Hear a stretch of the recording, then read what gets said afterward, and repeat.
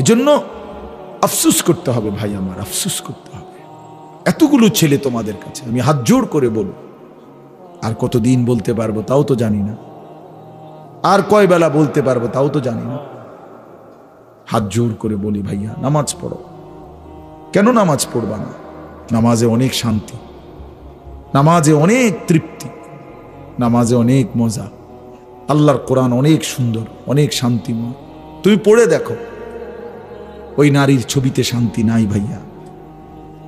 অশ্লীলতায় শান্তি হয় না, অতৃপ্তি বাড়ে, আরো দেখতে মন চায়। তাইলে তো তৃপ্তি হলো না, তাইলে তো তৃপ্তি হলো। স্বামী স্ত্রী তো তৃপ্তি হয় হালাল ভাবে, কিন্তু অসভ্যতা জিনা ব্যভিচারে তৃপ্তি হয় না। ওই জানোয়ারের ক্ষুধা আরো বাড়ে, যৌন ক্ষুধা। ওই জানোয়ার একসময় কুত্তার মতো হয়, শুয়োরের মতো হয়। ব্যভিচারী অসভ্য নারী লোভী একদিন কুকুরের মতো হয়ে যায়। ইন তাহমিল আলাইহি ইয়ালহাস, এরপরে কি? আও তাতরুকহু ইয়ালহাস। জানেন না এটার অর্থ মিয়া কি? বুঝবেন মনে না করলে। আল্লাহ তাআলা বলছে কুত্তার স্বভাব, ফামাসালুহু কামাসালিল কালব। এই কালব অর্থ কুত্তা। আল্লাহ বলছে দুনিয়া লোভী কুত্তার মতো। মানে কি? ইন তাহমিল আলাইহি ইয়ালহাস আও তাতরুকহু ইয়ালহাস। তার উপরে বোঝা চাপাই দিল, জিহ্বা বাইর করে দেয়, ছাড়া দিল, জিহ্বা বাইর করে দেয়। এটা অর্থ, আয়াতের অর্থ মিয়া। আল্লাহ বলছে নাফরমান কুত্তার মতো, কুত্তা এটা। ফামাসালুহু কামাসালিল কালব। কালব অর্থ কি? কুকুর, কুকুর, কুকুর, কুত্তা। তার উপরে ভারী বোঝা দিল, সে জিহ্বা বাইর করে দিবে। তারে যদি ছেড়ে দাও, মানে বোঝা নাই, তার কাঁধে কোনো ভারী কিছু নাই, এরপরও জিহ্বা বাইর করে দেবে। কুকুর এমন হয়। কিন্তু আমরা যদি প্রত্যেকের দিলে গ্রহণ করি, ভালো হবে, এতে বরকত হবে।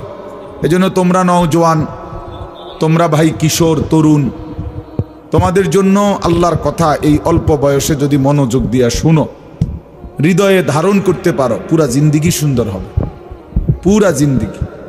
হাদিসের মধ্যে আছে রাসূলুল্লাহ সাল্লাল্লাহু আলাইহি ওয়াসাল্লাম যুবকদেরকে আলাদা ডাক দিয়ে বলছে কথা, আলাদা, ইয়া মা'শারাশ শাবাব। এরকম অনেক হাদিসের মধ্যে আছে এই শব্দটা। নবীজি বলছে, হে যুব সমাজ, ইয়া মা'শারাশ শাবাব গুদ্দু আবসারাকুম ওয়াহসানু ফুরুজাকুম। এইভাবে বলছে নবীজি, হে যুব সমাজ, তোমরা তোমাদের চোখ ভিন নারী থেকে নিচে নামাও এবং তোমাদের লজ্জাস্থানের হেফাজত করো, গুনাহের কাজে নিজের আখলাক নষ্ট করো না। রাসূলুল্লাহ সাল্লাল্লাহু আলাইহি সাল্লাম বলছে, এইভাবে যুব সমাজকে ডাক দিছেন আল্লাহর নবী সাল্লাল্লাহু আলাইহি সাল্লাম। এজন্য যৌবনকালের কদর নবী সাল্লাল্লাহু আলাইহি ওয়াসাল্লামও খুব করছে। হাদিসের মধ্যে আছে, তারিখে আছে, ইতিহাসের কিতাবে, নবীজি সাল্লাল্লাহু আলাইহি সাল্লাম জীবনে একবার শুধু একজন নওজোয়ান সাহাবী, যুবক সাহাবীর জন্যই লক্ষ্য করে বলছেন যে তোমার জন্য আমি রসুলের পিতা মাতা উৎসর্গ হোক, ফিদাকা আবি ওয়া উম্মি। আমি মুহাম্মদের সাল্লাল্লাহু আলাইহি ওয়াসাল্লাম, আমার মা বাপ তোমার জন্য কোরবান। এই কথাটা নবীজি জীবনে শুধু নিজে একজনের জন্য বলছে। তিনি একজন 17 বা 18 বছর বয়সী যুবক ছিলেন। ওই সাহাবীর নাম হলো হযরত সাদ ইবনে আবি ওয়াক্কাস রাদিয়াল্লাহু তাআলা আনহু। উহুদের যুদ্ধের দিন কাফেরদের মোকাবেলায় সর্বপ্রথম কাফেরদের দিকে তীর মারার জন্য নবীজি উনাকে আদেশ করছিলেন। আর তখন উনার বয়স 17 বা 18 ছিল। তখন নবীজি উনারে বলছেন, ইরমি সাদ, সাদ প্রথম তীর তুমি মারো কাফেরদের দিকে, ফিদাকা আবি ওয়া উম্মি, আমি রসুলের মা বাপ তোমার জন্য কোরবান হোক। এই কারণে আল্লাহর নবী সাল্লাল্লাহু আলাইহি ওয়াসাল্লাম নওজোয়ানের খুব কদর করেছেন। হাদিসের মধ্যে আছে আল্লাহর নবী সাল্লাল্লাহু আলাইহি ওয়াসাল্লাম বলছেন, নুসিরতু বিশ শাবাব, আমাকে যুবকদের দ্বারা আল্লাহ তাআলা সাহায্য করেছেন। অর্থাৎ দ্বীনের কাজে নবীজি সাল্লাল্লাহু আলাইহি সাল্লামের 23 বছরের নবুয়তের কাজে নওজোয়ান সাহাবীরা ভীষণ সহযোগিতা করছে। যুদ্ধের ময়দানে অকাতরে জীবন বিলিয়ে দিয়েছেন, শাহাদাত বরণ করছেন। আল্লাহর দ্বীনের জন্য দিবা নিশি ওনারা মেহনত করছে। কথা বলো না ভাই, কথা বলো কেন? চুপচাপ কথা বলো না। ওরা ঠিক বসে যাবে, ওরাও এই 1-2 মিনিটের ভিতরে ওরাও বসে যাবে। প্যারেশান হওয়ার কিছু নেই, স্ট্যান্ডওয়ালারাও বসে যাবে। একটু 1 মিনিট সময় দাও ওদেরকে। ঠিক আছে ভাই, কথা না বললে ভালো। আসলেই রীতিমতো অবাক বিষয় এটা। আমাদের কোম্পানিগঞ্জ মোহরক বাজার মসজিদের ইমাম আমার হাফেজ এরশাদ কইতেছে, হুজুর কি জানি ওই আজগা দেরি হয়ে গেছে, কিন্তু হয়তো লোক টোক কেউ থাকবে না। হানিফ ভাই খুব চিন্তা করতে আছে। তো এখন আইসা দেখা কইতেছে, হুজুর আশ্চর্য। এরশাদ এখানে বইয়ে বই আমার কইতেছে, হুজুর অবাক বিষয়, আপনাদের এই ভালোবাসা, কিশোর নওজোয়ানদের এই মহব্বত, আল্লাহ যেন আমাদেরকে একসাথে আখিরাতেও ভালোবাসার এই দাবিতে এক করে দেয়। এটা অনেক বড় নেয়ামত, অনেক বড় নেয়ামত। এই মহব্বত শুধুই আল্লাহর জন্য, এই ভালোবাসা শুধুই আল্লাহর জন্য, আল্লাহর জন্য।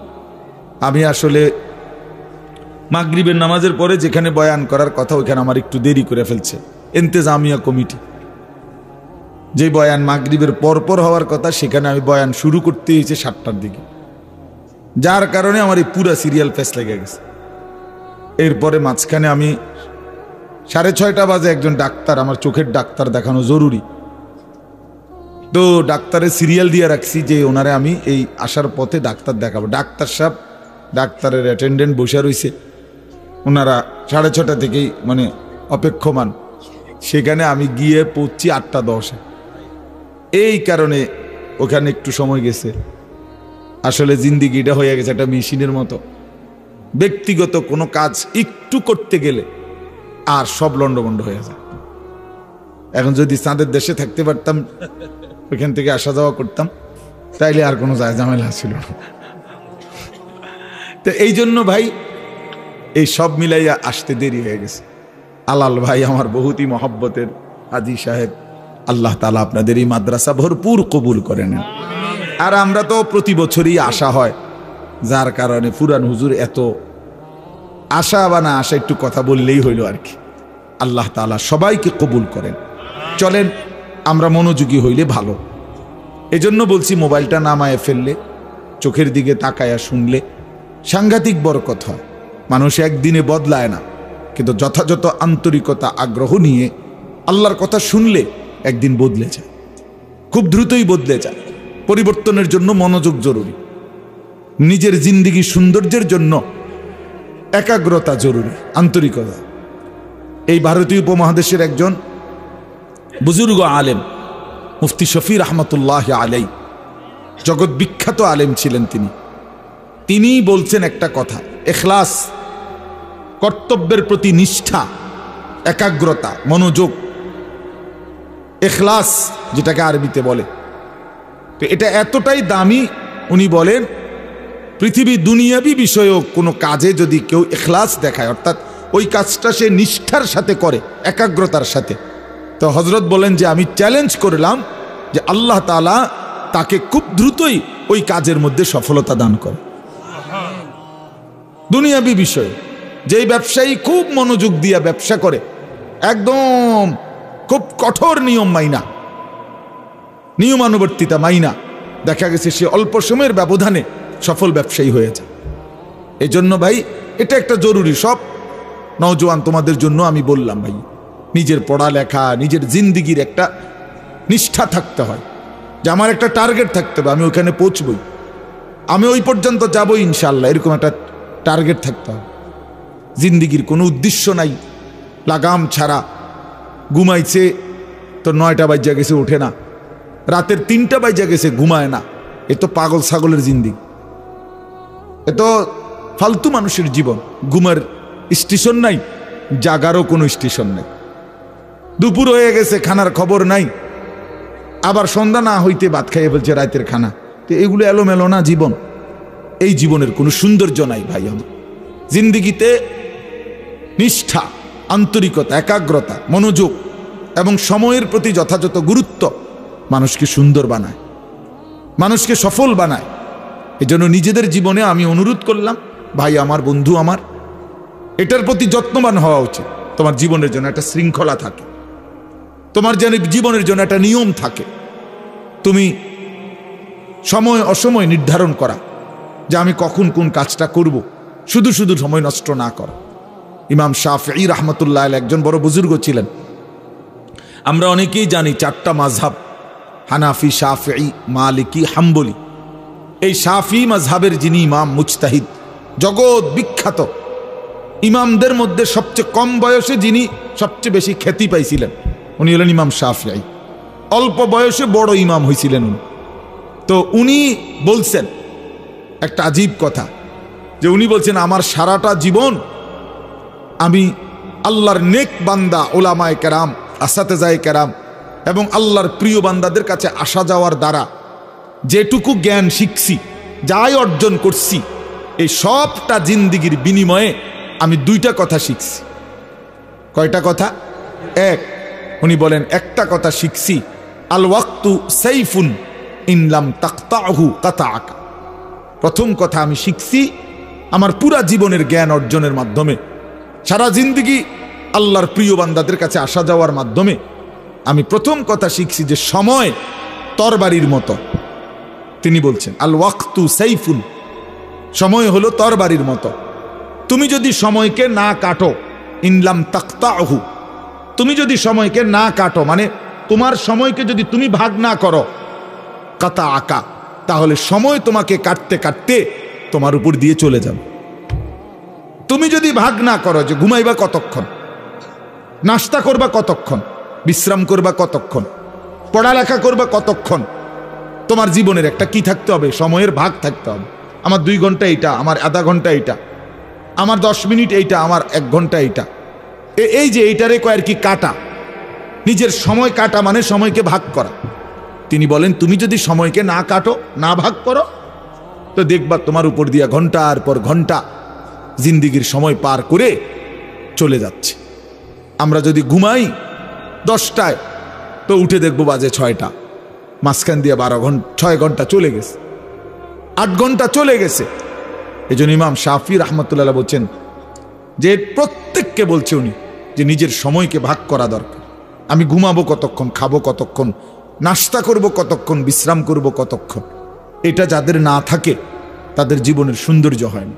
আমাদের হেফজখানাগুলোতে ভাই, যে কোনো নওজোয়ান এবং বাবাদেরকেও বলি, আপনারা আমাদের হেফজখানায়, যেই কোনো হেফজখানায় গিয়ে এটা দেখেন, ওদের একটা হিসাব করা টাইম, রাত্রে কতক্ষণ আগে উঠবে, সবক শুনাই নিতে হবে ফজরের আগে আগে, নাস্তার আগে আগে আমুক্তা শুনাইতে, আর 7 সবক শুনাইতে হবে, এরকম একটা নিয়ম আছে।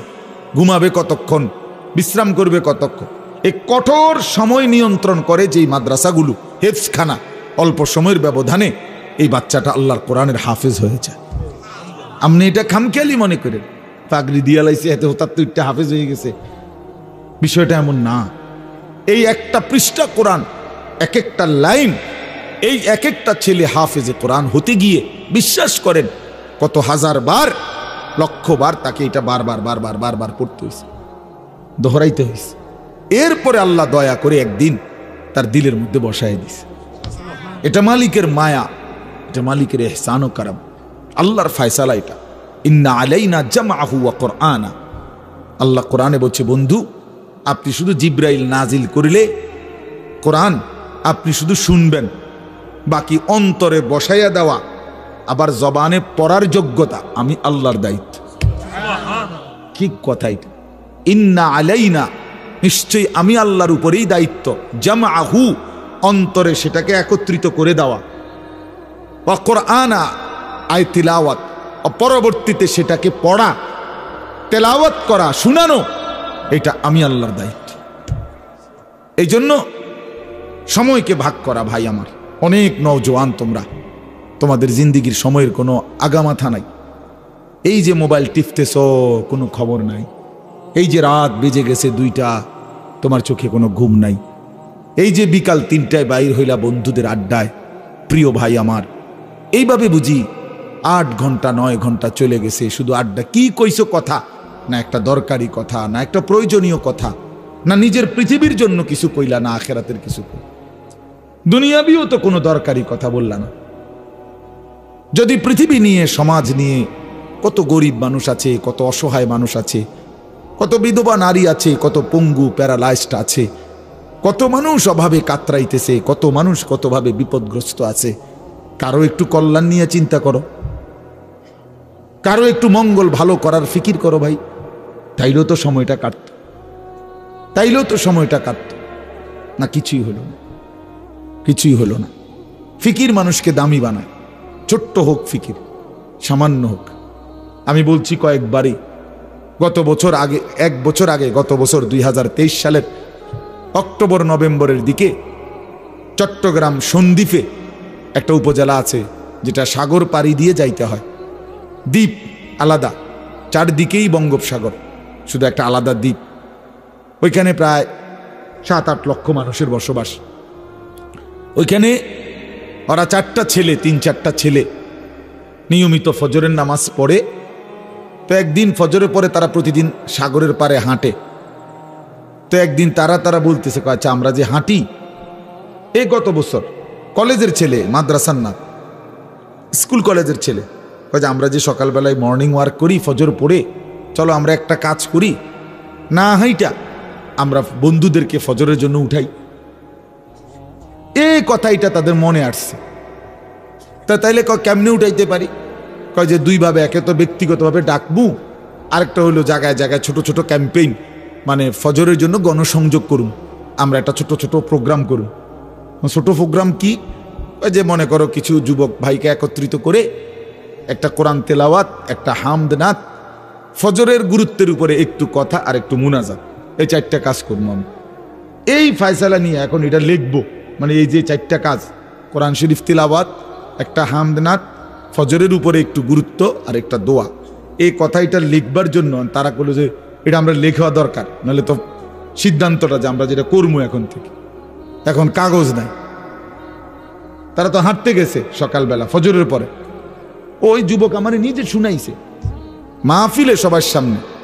তারপরে বলতেছে, হুজুর আমরা সাগরের পারে হাঁটতে হাঁটতে পরে খুইজা একটা সিগারেটের প্যাকেট, হ্যাঁ এটা কুড়াইয়া নিছি, নিয়ে ওই প্যাকেটের ভিতরে যে উল্টাই আছে সাদা জায়গা, এইটার মধ্যে কলম দিয়া লিখছি এই আমগই সিদ্ধান্তটা। এই একটা কাগজ দিয়ে লেখা শুরু করছি। আজকে 1 বছরের মাথায়, এই বছর তারা ফজরের পরে, এই আমার এরকম রাত্রে যেখানে মাহফিল ছিল ওইখানে, মনে করেন এই প্যান্ডেলে, ওই প্যান্ডেলেই তারা ফজরের পরে তাগো মাহফিল, আলাদা ফজর ক্যাম্পেইন। তো এরপরে ফজরের পরে আমি মসজিদে আপনার তসবি পড়ে 10-15 মিনিট বাইরেছি। বললাম যে কই ভাই আপনাকে ওয়াজ কখন? হুজুর আমগরে আর 20টা মিনিট সময় দেন, আমাদের সাথীরা আসতেছে, ছেলেরা। আল্লাহু আকবার। এই আধা ঘন্টার ভিতরে দেখলাম কমপক্ষে 4.5 থেকে 5 হাজার ছেলে ফজরের নামাজ জামাতে পড়ে, সব সাইকেল মাইকেল দিয়া সব আইসা প্যান্ডেল ভইরা গেছে। ফজর বাদ সব কিশোর তরুণ, সব কিশোর তরুণ নওজোয়ান ছেলে। তাইলে মানুষ কি করতে না পারে? 4টা ছেলের একটু ছোট্ট ফিকিরে, এই কয়েকজনের ফিকিরে তারা বলতেছে যে এখন আমাদের এখানে এই অগণিত ছেলে আলহামদুলিল্লাহ আমাদের উপজেলায় ফজরের নামাজ জামাতে পড়ে। এজন্য ভাই আমার ফিকির ভালো, যে ফিকির করতে হবে। তুমি শুধু শুধু আড্ডা দিয়ে কি কইলা, এ বেডির কথা, মাইয়ার কথা, অসভ্য কথা, নোংরা কথা, অশ্লীল কথা, কি লাভ হইল কইয়া? কতক্ষণ মুখটা নষ্ট করলা, কি মজা হইল? কিছু অসৎ বন্ধু ওইগুলা হয়তো একটা হাসি দিছে, চিৎকার দিছে, ঠ্যাং দিয়ে একটা লাথি মারছে, হ্যাঁ পাগলের মতো, ছাগলের মতো, তার সিরার মতো, আর নাই তো কি? এটা কি কোনো মজা হইল কিছু? এজন্য নিজের ফিকির, মানুষের ফিকির, কল্যাণের ফিকির করা।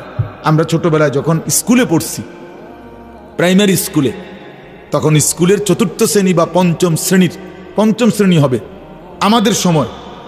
প্রাইমারি স্কুলের 5ম, ওই যে 1990-91 সনের কথা বলতেছি, তখন আমরা প্রাইমারি স্কুলের বাংলা বইতে পঞ্চম শ্রেণীতে একটা গল্প পড়ছি, 10 মিলে করি কাজ। এই গল্পের নাম একদ্দুর না হারিজিতি নাহিলাজ, এটা ছিল না লাইনে, মানে ছিল দূরে, 10 মিলে করি কাজ। তো এটা একটা গল্প। ওইটা গল্পটা কি, আমাদের এই কুমিল্লা এখনো জায়গাটা আছে, কুমিল্লা একটা জায়গা আছে কোটবাড়ি বিশ্ব রোড। তো কোটবাড়ি বিশ্ব রোড দিয়ে সোজা টমসম ব্রিজ যাওয়া যায় কুমিল্লা শহরে। মাঝখানে একটা জায়গা আছে বলরামপুর, দিদার এলাকা, এটার নাম, এলাকাটার নাম। এইখানে একটা সমিতি আছে, দিদার সমিতি, এখনো আছে সমিতিটা, আপনারা গেলেও দেখতে পারবেন।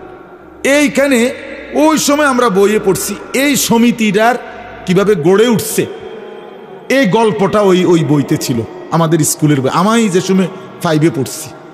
তো কি লিখছে, 10 জন রিক্সাওয়ালা, ওরা একদিন বসে চিন্তা করছে যে প্রতিদিন মোট আমরা যে কয় কাপ চা খাই, এখান থেকে আমরা প্রত্যেকে 1 কাপ চা কম খাবো, খাইয়া ওই 1 কাপ চার টাকাটা আমরা 10 জনে জমাইয়া আমরা একটা সমিতি করি। এই সমিতিটাই এই 1 কাপ চা হয়তো কত 25 পয়সা 50 পয়সা, কত আগের কথা না, এরকম ছিল। তো এইটুকু প্রতিদিন 1 কাপ চা কম খাইয়া ওই টাকাটা তারা 10 জনে জমাইতো, একটা সমিতি করছিল। সেই সমিতিটাই দিদার সমিতি, এশিয়া মহাদেশের মধ্যে সবচেয়ে বৃহৎ সমিতি, গোটা বাংলাদেশের না, গোটা এশিয়া মহাদেশের মধ্যে বর্তমানে বিখ্যাত সমিতি। ওই সময় এই গল্প আমরা পড়ছি যে মানুষ 10 মিলে করি কাজ, অর্থাৎ 10 জন রিক্সার ড্রাইভার এই ছোট্ট ফিকিরটুকু করাতে কি বরকত হয়েছে। আমার ভাই, আমার বন্ধু, আমার কথা এটা শেষ এই প্রসঙ্গে। অর্থাৎ আমি এটা বুঝাইতে চাচ্ছি, ইমাম শাফিঈ রাহমাতুল্লাহ বলছে তুমি সময়কে ভাগ করো, তাইলে জিন্দিগি দামি হবে।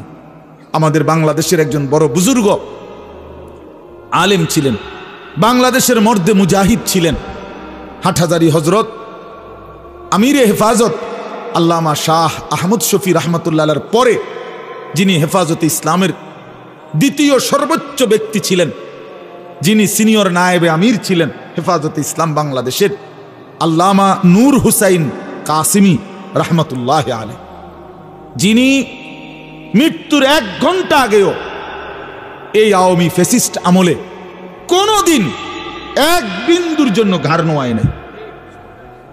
এত সাহসী ছিল, এত সাহসী ছিল, প্রচন্ড সাহসী ছিলেন হুজুর, একেবারে মাজুর হয়ে গেছেন। তখনও উনি কারো কাছে ঘাড় মাথা নোয়ায় নাই কোনোদিন, প্রতিটা অন্যায়ের বিরুদ্ধে উনি কথা বলতেন।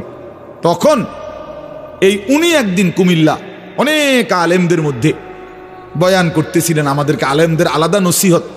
আমাদের কুমিল্লার প্রখ্যাত আলেম আল্লামা মুফতি শামসুল ইসলাম জিলানী দামাত বারাকাতুহুমুল আলিয়ার মাদ্রাসায় আশরাফিয়া, ওই মাদ্রাসায় হুজুরে বয়ান করছে আমাদের আলেমদের জন্য, আমিও ছিলাম বসা। হুজুরে তখন একটা কথা বলছিলেন আমগরে আলেমদেরকে, মৌলানারা নূহ আলাইহিস সালামের হায়াত নিয়ে আসো নাই, হায়াত একদমই অল্প, খুব কাজ করো, বেশি করে করো, আরো করো। কারণ আসলে তো আমরা নূহ আলাইহিস সালামের হায়াত 950 বছর, তা আমরা কি 950 বছর হায়াত নিয়ে আসছি? তো তাইলে তুমি যদি মনে করো আমার সময় তো বহুত আছে, আমি 100-200 বছর নাইলে খামখেয়ালি করলাম, ফুর্তি করি না, বছর 200 100-200 বছর আস্তে আস্তে বাসুম 900 বছর, এত আমল দিয়ে করমু কি? কথা বলে এমন আমাদের হায়াত, তাই দেখতে দেখতে ফুরায় যায়, দেখতে দেখতে ফুরায় যায়। আল্লামা মামুনুল হক দামাত বারাকাতুহুম, জাতির এই সিংহ শার্দুল আজকে প্রচন্ড অসুস্থ, এই এখন হসপিটালে। আমার ডাক্তার আমারে এই এখন চোখের ডাক্তার দেখে আমারে বলতেছে, হুজুর স্বাভাবিকতার চাইতো আপনার চোখের লেন্সের পাওয়ার কমে যাচ্ছে একটু বেশি, অর্থাৎ স্বাভাবিকভাবে এতটা কমে যাওয়ার কথা না, ঘুমাননি ঠিক মতো, ডায়াবেটিস আসেনি, বিশ্রাম পরিশ্রম খুব বেশি করেন কিনা, ইত্যাদি ইত্যাদি জিজ্ঞাসা। আমি মাতি না, আমি জানি হেতরে যদি আমি ইডি কই হে বুঝবো না যে না, হে কব কি কয় হুজুর, এটা কি কয়, এইভাবে বুঝি দৌড়ায় মানুষ। মানে আমগো এই ব্যস্ততা শুনলে সে কোনো বিশ্বাসও করবে না এগুলো। তো এই জন্য বললাম ভাইয়া, দেখতে দেখতে হায়াত শেষ, ছেলেরা আমার, দেখতে দেখতে জীবন শেষ হয়ে যাবে। দোস্ত আমার, আল্লাহকুমুত তাকাসুর হাত্তা জুরতুমুল মাকাবির, আল্লাহ বলে হায় বান্দা, দুনিয়া বাড়ানোর নেশা তোমাদেরকে ডুবাইয়া দিল, আখিরাত ফুলায়া দিল। এরই মাঝে একদিন কবরস্থানেই পৌঁছে গেলাম। হাত্তা জুরতুমুল মাকাবির, একদিন কবরস্থানে পৌঁছে গেল। এ খাটের বানানি শেষ হয়েছে না, তুমি কবরে। সোফা শেষ হয় নাই, দোতলার ছাদ ঢালাই হয় নাই, তিনতলা শেষ হয় নাই, এরই মাঝে তুমি কবরে। কত স্বপ্ন, কত পরিকল্পনা, বাড়ি গাড়ি নারী সব রেখে একদিন অমীমাংসিত রেখা, অপূর্ণ রেখেই তুমি একদিন কবরে চলে আসবা। অথচ আখিরাতের কিছুই করলা না, দুনিয়াও শেষ করতে পারলা না। আহা বান্দা, করলাটা কি? আহা বন্ধু, কি করলা? কি করলা? ছেলেরা বলো, এত নারী দেখা কি হবে শেষ পর্যন্ত? ভাইয়া, সারাদিন তোমরা যারা নারী, ছবি, মোবাইল, অশ্লীল দৃশ্য দেখে, শেষ পর্যন্ত কখন থামবা? প্রিয় ভাই আমার, কোন দিন থামবা? কোন দিন থামবা? তোমার কি কোনোদিন রাত ভোর হবে না? তোমার কি যৌবন শেষ হবে না? তোমার 18 বছর 20 বছরের হায়াত, এটা কি কোনোদিন আর 40 বছর হবে না? একদিন তোমার চোখের পাওয়ার কমে যাবে, একদিন কোমরের ব্যথা বাইরে যাবে, একদিন তোমারও শরীরের সমস্ত অঙ্গ প্রত্যঙ্গে দুর্বলতা চলে আসবে। খুব দ্রুত, খুব দ্রুত। আল্লাহ তাআলা বলেন, সুম্মা নুখরিজুকুম তিফ ওয়া নুকিররু ফিল আরহামি মা নাশাউ ইলা আজালিম মুসাম্মা। আমি মায়ের পেটে সন্তানকে একটি নির্দিষ্ট সময় পর্যন্ত রাখি। সুম্মা নুখরিজুকুম তিফলান, অতঃপর আমি আল্লাহ শিশু এক বাচ্চা হিসাবে মায়ের পেট থেকে বের করে আনি। এরপরে সুম্মা লিতাবলুগু আশুদ্দাকুম, এরপরে সেই বাচ্চাটা তোমরা ধীরে ধীরে শক্তি সামর্থ্যবান হতে থাকো, মানে আস্তে আস্তে কিশোর, তরুণ, যুবক হইতে থাকে। এ হইতে হইতে আগাইতে আগাইতে এর মধ্যে আমি আরো 2টা কাজ করি। আল্লাহ বলেন, একটা হলো অমিনকুম মান ইউতাওয়াফফা বিল, আমি এর মাঝে অনেককে এই কিশোর, তরুণ, যৌবন হতে হতে দেই।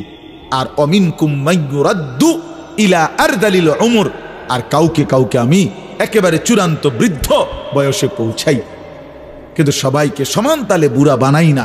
তাহলে যদিও হায়াত 60 মনে করো, সবার তো 60 না প্রিয় বন্ধু, সবার তো 60 না। তোমার যে 60 পর্যন্ত বয়স যাবে তার কি নিশ্চয়তা? তোমার দাদা ঠিক আছে 60 বছর বয়স পাইছে, কিন্তু তুমি যদি না পাও। তোমার বড় আব্বা 90 বছর বাচ্চা ঠিক আছে, তুমি যদি না পাও, তো তওবা করবা কখন? তওবা করবা কখন? ওয়ালাইসাতিত তাওবাতু লিল্লাযিনা ইয়ামালুনা সাইয়্যাত হাত্তা ইযা হাদারা আহাদাহুমুল মাউত ক্বালা ইন্নী তুবতুল আন। আল্লাহ বলেন, ও বান্দা, নাফরমানি করতে করতে যখন চূড়ান্ত মৃত্যু এসে যায়, মালাকুল মউত আজরাইল পৌঁছে যায়, মৃত্যুর গড়গড়া, মানুষের মৃত্যুর পূর্বে শেষ একটা শ্বাস টান উঠে, এই গড়গড়া যখন এসেই যাবে, আল্লাহ বলে তখন তো সব নাফরমান বান্দাই বলবে, আল্লাহ আমি এখন তওবা করলাম। খোদার কসম, আল্লাহ বলে, ওয়ালাইসাতিত তাওবা, সেই তওবা আমি আল্লাহর কাছে গ্রহণযোগ্য নয়, সেই গ্রহণযোগ্য নয় বান্দা। ওয়ালাইসাতিত তাওবাতু, আমি আল্লাহ তাআলা সেই তওবা গ্রহণ করব না বান্দা। তখন আর ফিরতে পারবা না ভাই আমার, ফিরতে পারবা না, মনে পড়বে সব। ওয়াজিআ ইয়াউমাইদিন বিজাহান্নাম ইয়াউমাইদিন ইয়াতাযাক্কারুল ইনসানু ওয়া আন্না লাহু যিকরা। আল্লাহ বলে, বান্দা, হাসরের ময়দানে তোমাদের চোখের সামনে জাহান্নামকে ফেরেশতারা টেনে আনবে। তোমরা যখন নিজ চোখে জাহান্নাম দেখবা, লা তারাবুন্নাল জাহিম, নিজ চোখে যখন জাহান্নাম দেখবা, ইয়াউমাইদিন ইয়াতাযাক্কারুল ইনসান, সেদিন তোমাদের দুনিয়ার জীবনের সব কথা মনে পড়বে। ওয়া আন্না লাহু যিকরা, কিন্তু বলো না বান্দা, সেদিন মনে পড়ে কি লাভ হবে? কি আজীব কথা! ওয়া আন্না লাহু যিকরা, বলো না বান্দা, মনে পড়ে কি হবে?